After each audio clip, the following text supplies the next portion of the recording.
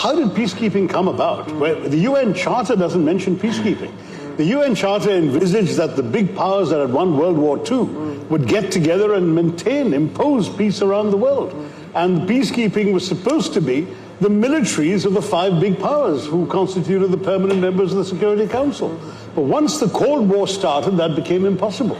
And so Dag Hammarskjöld had the brilliance to actually find countries whom one could broadly in those days refer to as middle powers, including India, Canada, Ireland, countries like that, to actually step in and do the peacekeeping that the big powers no longer could because they didn't agree with each other. So our not being engaged in the conflicts of the Cold War was actually a major asset in peacekeeping.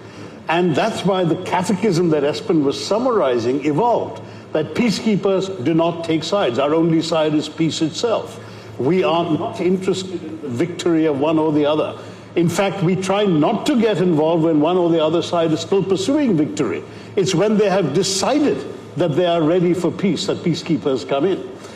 There's this wonderful old line from Brian Urquhart, the late great Brian Urquhart, who talked about never dive into an empty pool. That is, don't try and make peace when one or the other side is not ready for peace. But once they are ready, then Espen is quite right. I mean, in fact, the Russians have made it explicit that they will not accept European peacekeepers who belong to NATO countries. They say they will not have NATO troops policing the peace in Ukraine. Now, that's an open statement by the Russian government. So, since pretty much all of Europe seems to belong to NATO these days, even can't build Sweden, I don't know where we're going to go. I mean, you'll have to look beyond Europe for your peacekeepers in Europe. And that way may well be something that you would want to turn to India for. And certainly, speaking as an Indian parliamentarian, I don't think there's going to be a lot of resistance to that idea. I think there was resistance famously when there was a request at one point in 2003 for India to send troops to Iraq. And Parliament got together and passed a resolution saying in no circumstances should Indian peacekeepers go to Iraq after the American invasion. I don't see that happening for Ukraine. I think that if it were necessary and there was an agreed peace, I think there would be some willingness to consider, but I can't speak for the government. I'm in the opposition.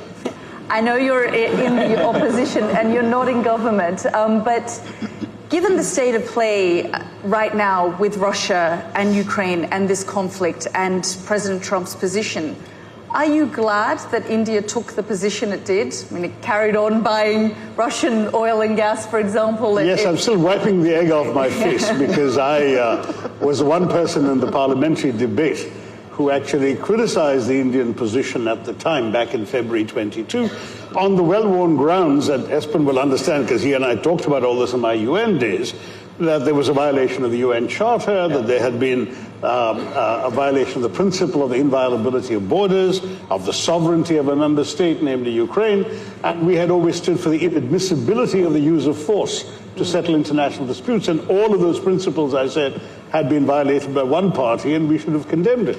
Well, a couple of years later, 3 years later, it does look like I'm the one with egg on my face, because clearly the policy has meant that India has actually a prime minister who can hug both the president of Ukraine and the president of Moscow 2 weeks apart and be accepted in both places. And therefore, India is in a position where it can make a difference to a lasting peace, if it was so required, in ways that very few countries would be able to.